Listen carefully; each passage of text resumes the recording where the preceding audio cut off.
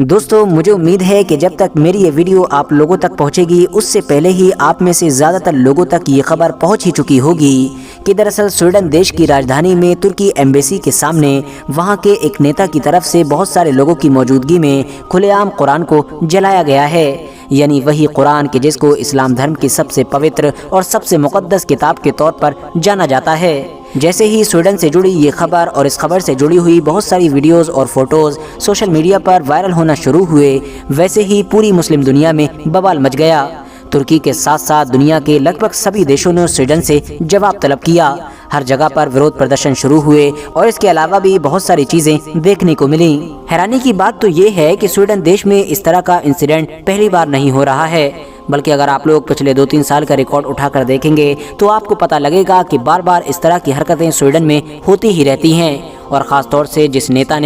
انسان نے یہ قرآن جلایا ہے یہی انسان پہلے بھی یہ کام کرتا آیا ہے۔ مگر دوستو سویڈن کے کیس میں سب سے زیادہ خطرناک بات یہ ہے کہ جب بھی قرآن جلانے سے ریلیٹڈ کوئی ویڈیو یا فوٹوز وائرل ہوتے ہیں تو ہمیشہ آپ لوگ نوٹس کریں گے کہ اس انسان کے چاروں طرف عام پبلک کے ساتھ ساتھ وہاں کی پولیس بھی نظر آتی ہے۔ اس بار تو جو ویڈیو آیا ہے اس میں بہت ساری پولیس نظر آ رہی ہے، اور یہی وہ چیز تھی کہ جس نے دنیا کے لگ بھگ سبھی مسلم دیشوں کو پاگل کر دیا اور غصے سے لال کر دیا۔ وہ اس لیے کیونکہ کسی بھی دیش کی پولیس کوئی عام چیز نہیں ہوتی ہے۔ جب وہاں پر پولیس کھڑی ہوئی ہے اور اس کو روکنے کی بجائے اسی کا ہی پروٹیکشن کر رہی ہے تو اس کا سیدھا سا مطلب یہ ہوتا ہے کہ وہ انسان جو کچھ بھی کر رہا ہے اس میں وہاں کی گورنمنٹ بھی رضامند ہے، یعنی گورنمنٹ کی پرمیشن کے بعد ہی یہ سب کچھ ہو پا رہا ہے۔ مگر دوستو یہ خبر سامنے آنے کے بعد آپ میں سے زیادہ تر لوگوں کے دماغ میں بار بار یہی سوال آ رہا ہوگا کہ بھئی ترکی اور سویڈن کا آپس میں کیا لینا دینا ہے؟ آخر ان کی آپس میں کیا دشمنی ہے؟ کیا وجہ ہے کہ جب سویڈن میں قرآن جلایا جا رہا ہے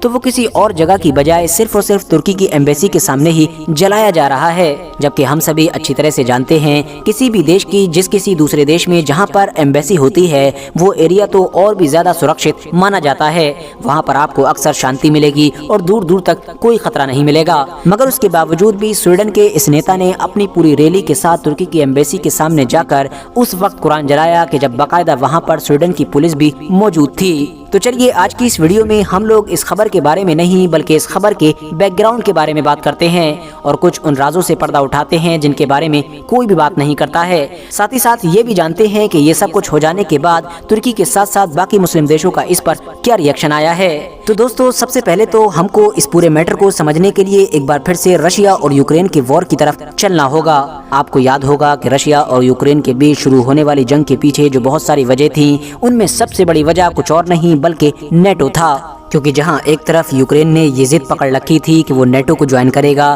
تو وہیں دوسری طرف رشیا اسے لگاتار دھمکیاں دے رہا تھا کہ اگر اس نے نیٹو جوائن کرنے کی کوشش کی تو اس کا انجام برا ہوگا، اور یقینی طور پر جیسے ہی یوکرین نے نیٹو جوائن کرنے کی طرف قدم بڑھایا ویسے ہی رشیا نے یوکرین کے اوپر اٹیک کر دیا، اور اس طرح سے ایک ایسی خطرناک جنگ کا آغاز ہوا کہ جس کے ختم ہونے کا انتظار ابھی بھی ہماری دنیا بڑی بے صبری کے ساتھ کر رہی ہے۔ دوستو نیٹو ایک ایسا گروپ یا پھر یہ کہیے کہ ایک ایسا گٹھ بندھن ہے کہ جس میں اس وقت ہماری دنیا کے 30 دیش شامل ہیں۔ ویسے تو نیٹو کے بہت سارے فائدے اور قاعدے قانون ہیں، مگر جو اس کا مین نیم ہے وہ دراصل یہ ہے کہ اگر کوئی بھی دیش کسی ایسے دیش پر اٹیک کرتا ہے یعنی حملہ کرتا ہے کہ جو نیٹو کا ممبر ہے تو وہ ایک دیش پر اٹیک باقی سبھی نیٹو دیشوں پر اٹیک مانا جائے گا، مطلب پورے نیٹو گروپ پر ہی اٹیک مانا جائے گا۔ مثال کے طور پر آپ یہ سمجھیے کہ اگر فرانس نیٹو کا ممبر ہے، فرانس کے اوپر اس کے کسی دشمن کنٹری نے حملہ کیا تو یہ حملہ صرف فرانس کے اوپر نہیں مانا جائے گا بلکہ ان باقی 29 کنٹریز پر بھی حملہ مانا جائے گا کہ جو نیٹو کی ممبر ہیں، اور اس طرح سے فرانس کو بچانے کے لیے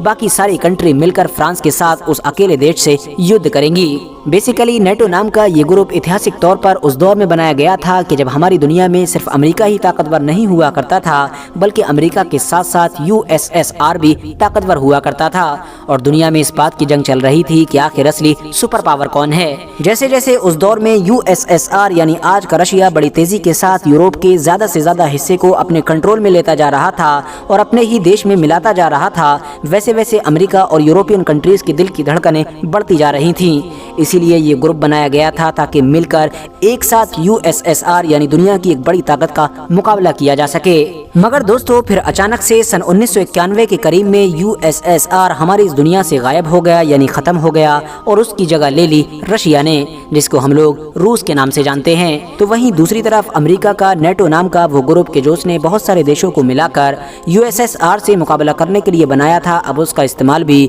यूएसएसआर की जगह जन्म लेने वाले रशिया के खिलाफ होने लगा और इस तरह से अब रशिया वर्सेस नेटो शुरू हो गई। मगर दोस्तों रशिया के लिए परेशानी की बात ये थी कि जिस दौर में नेटो बना था उस दौर में तो इसके बहुत कम मेंबर हुआ करते थे और इसी वजह से वर्ल्ड मैप के हिसाब से नेटो रशिया से बहुत दूर था, यानी रशिया और नेटो के बीच में कई देश हुआ करते थे। मगर बाद में धीरे धीरे यूरोप के बाकी बचे हुए देशों ने भी नेटो को ज्वाइन करना शुरू कर दिया और नतीजा ये हुआ कि एक वक्त में नेटो रशिया के बिल्कुल करीब पहुंच गया। और हद तो तब हो गई कि जब उस यूक्रेन देश ने भी नेटो को ज्वाइन करने की जिद शुरू कर दी कि जो खुद रशिया के बॉर्डर पर मौजूद था। अब जाहिर है रशिया को पता था कि अगर यूक्रेन ने भी नेटो को ज्वाइन कर लिया तो उसका सबसे बड़ा दुश्मन उसके बॉर्डर पर आकर खड़ा हो जाएगा। इसीलिए दूसरी तरफ रशिया ने भी जिद पकड़ ली कि चाहे जो कुछ भी हो जाए मैं यूक्रेन को तो नेटो को ज्वाइन नहीं करने दूंगा और इसी जिद की वजह से दोनों के बीच जंग शुरू हुई। मगर दोस्तों पिछले साल जिस वक्त इन दोनों के बीच जंग शुरू हो गई थी और एक खतरनाक मोड़ पर यह जंग लड़ी जा रही थी,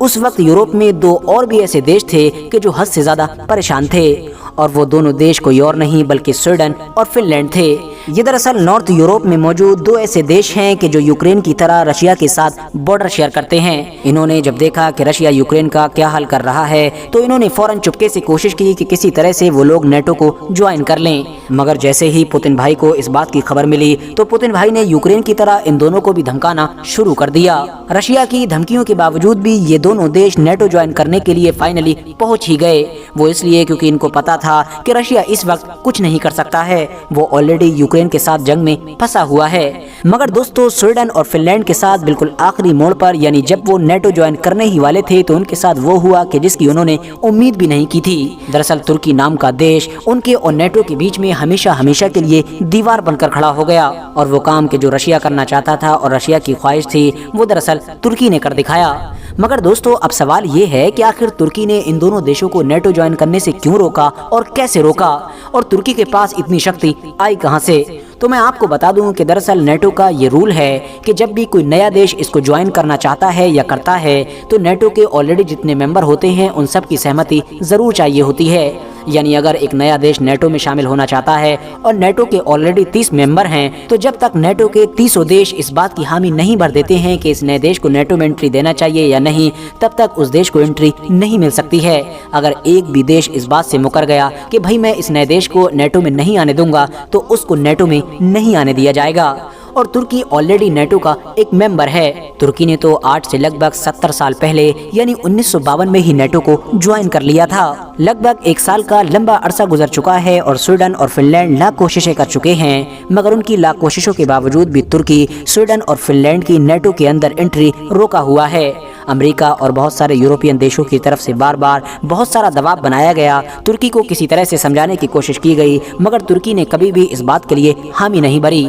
और इस तरह से चाहकर भी फिनलैंड और स्वीडन कभी भी नेटो को ज्वाइन ना कर सके। मगर दोस्तों अब सवाल ये भी है कि आखिर तुर्की का पर्सनली स्वीडन से क्या पंगा है? आखिर तुर्की को इस बात से क्या दिक्कत है कि अगर स्वीडन को पुतिन भाई के खतरे से नेटो में पनाह मिल जाती है? तो मैं आपको बता दूं कि स्वीडन और तुर्की आपस में पुराने दुश्मन माने जाते हैं। पहली चीज तो ये है कि तुर्की देश सीरिया के इलाके में जिन कुर्दों से लड़ता है, स्वीडन देश उन कुर्दों का बड़ा सपोर्टर माना जाता है। इतना ही नहीं, तुर्की के मुताबिक तुर्की से बचकर बहुत सारे कुर्द लोग स्वीडन पहुंचते हैं और स्वीडन बाकायदा उनको न सिर्फ पनाह देता है बल्कि तुर्की के खिलाफ उनकी तरफ से चलाए जाने वाले मिशंस में उनकी मदद भी करता है। और यही चीज तुर्की और स्वीडन के बीच पिछले एक लंबे वक्त से चली आ रही बड़ी और कड़ी दुश्मनी की वजह है। इसके अलावा तुर्की के ऊपर वेपन्स खरीदने और बेचने से रिलेटेड कुछ ऐसे सैंक्शंस भी लगे हुए हैं जिनमें स्वीडन का बड़ा हाथ माना जाता है। यही वजह है कि पिछले एक साल से लगातार जब जब स्वीडन और फिनलैंड जैसे देश नेटो में शामिल होने के लिए तुर्की को मनाने की कोशिश करते हैं, तब तब तुर्की देश अपनी वही मांगे दोहरा देता है اور وہ یہی کہتا ہے کہ سب سے پہلے تو کردوں کو سپورٹ کرنا بند کیجیے اور اس کے بعد ان ساری سیکشنز کو ہٹانے میں بھی مدد کیجیے کہ جو سینکشنز تمہاری وجہ سے میرے اوپر لگائے گئے ہیں۔ حالانکہ دوستو بہت ساری محنت و مشقت کے بعد اور امریکی اور یورپین دباؤ کے بعد سویڈن دیش ترکی کو منانے میں کچھ کامیاب بھی ہو رہا تھا۔ یہی وجہ تھی کہ اسی مہینے کی ہی 27 تاریخ کو سویڈن کے رکشا منتری ترکی کا دورہ کرنے والے تھے، جس میں نیٹو کی جوائننگ کو لے کر بہت سارا ڈسکشن ہونا تھا۔ مگر جیسے ہی قرآن جلانے والی یہ خبر باہر نکل کر آئی اور جیسے ہی اس طرح کی ویڈیوز وائرل ہوئیں تو سب سے پہلے ترکی کی طرف سے یہی ایکشن لیا گیا اور 27 تاریخ کو ہونے والی اس میٹنگ کو رد کر دیا گیا اور سویڈن کے رکشا منتری کو ترکی آنے سے بھی منع کر دیا گیا۔ ویسے تو دوستو سویڈن میں پچھلے کئی مہینوں سے ہی لگاتار ترکی کے خلاف اس چیز کو لے کر پروٹیسٹ چل رہا تھا کہ آخر ترکی ہم لوگوں کو نیٹو میں انٹری کیوں نہیں کرنے دے رہا ہے، اور اس پروٹیسٹ میں کبھی تو وہاں کے پریزیڈنٹ یعنی رجب طیب اردوغان کا پتلا جلایا جاتا تھا، کبھی ترکی کا جھنڈا جلایا جاتا تھا۔ مگر یہ پہلی بار ہو رہا تھا کہ جب اس پروٹیسٹ میں قرآن کی کاپی کو ہی جلا دیا گیا، جبکہ ہم سبھی لوگ بڑی اچھی طرح سے جانتے ہیں کہ ترکی کے پریزیڈنٹ کا پتلا جلانا ترکی کا وروଧ ہوتا ہے، ترکی کا جھنڈا جلانا بھی ترکی کا ہی وروଧ ہوتا ہے، مگر قرآن کو جلانا ترکی کا وروଧ نہیں ہوتا ہے، کیونکہ ترکی تو صرف ایک دیش ہے، جبکہ قرآن نام کی جو کتاب ہے اس کو صرف ترکی کے ہی مسلمان فالو نہیں کرتے ہیں بلکہ دنیا کے اربوں مسلمان فالو کرتے ہیں۔ یہی وجہ ہے کہ ترکی نے فوراً اسٹرکٹ ایکشن لیا، نہ صرف کنڈیم کیا بلکہ ساتھ ہی ساتھ وہاں کے راجدوت کو بھی طلب کر لیا۔ یہ بڑی 27 تاریخ کو ہونے والی رکشا منتری کی میٹنگ کو بھی پوری طرح سے رد کر دیا۔ اتنا ہی نہیں، ری ایکشن میں اب ترکی دیش میں بھی پروٹیسٹ شروع ہو گئے ہیں، جن پروٹیسٹ میں صاف طور پر دیکھا جا سکتا ہے کہ سویڈن کے جھنڈے کو جلایا جا رہا ہے، کیونکہ دوستو ترکی کا سویڈن گورنمنٹ سے یہ کہنا ہے کہ قرآن تو جلایا ہی گیا مگر ساتھ ہی ساتھ یہ آپ لوگوں کی پرمیشن کے بعد جلایا گیا ہے۔ یعنی سب سے زیادہ حیرانی کی بات تو یہی ہے کہ آپ لوگ اتنی خطرناک اور اتنی گھٹیا ایکٹیویٹی کی خود پرمیشن دے رہے ہیں اور آپ کی پولیس کے پروٹیکشن میں ہی یہ سارا کام ہو رہا ہے، تو اسی لیے اب ہم لوگوں کے بیچ میٹنگ ہونے کی کوئی وجہ ہی نہیں بنتی ہے۔ حالانکہ دوستو اس مدے کو لے کر اب ترکی کے علاوہ باقی کے سبھی مسلم دیش بھی دھیرے دھیرے ایکٹیو ہو گئے ہیں اور باقی سبھی دیشوں نے بھی کھلے طور پر سویڈن دیش سے اس میٹر کو لے کر جواب مانگنا شروع کر دیا ہے۔ جب تک میں یہ ویڈیو ریکارڈ کر رہا تھا تب تک ترکی کے علاوہ پاکستان، UAE، سعودی عربیہ، جارڈن، کویت، ایران اور قطر جیسے دیش بھی اپنا بیان درج کرا چکے ہیں اور سویڈن سے جواب طلب کر چکے ہیں۔ اس کے علاوہ OIC جو مسلم دیشوں کا ایک بڑا گروپ ہے اس نے بھی اپنا وروध پردرشن درج کیا ہے۔ فی الحال دوستو مجھے امید ہے کہ آج کی اس ویڈیو سے آپ لوگوں کو اس میٹر کو سمجھنے میں بہت زیادہ مدد ملی ہوگی۔ ویڈیو اگر پسند آئی ہو تو ویڈیو کو لائک کر دینا اور اپنے دوستوں کے ساتھ ضرور شیئر کریں، اور اسی طرح کی نالجیبل اور ہسٹوریکل ویڈیوز ہمیشہ دیکھنے کے لیے ہمارے اس چینل کو سبسکرائب کرنے کے ساتھ ساتھ بیل آئیکن کو بھی ضرور پریس کریں۔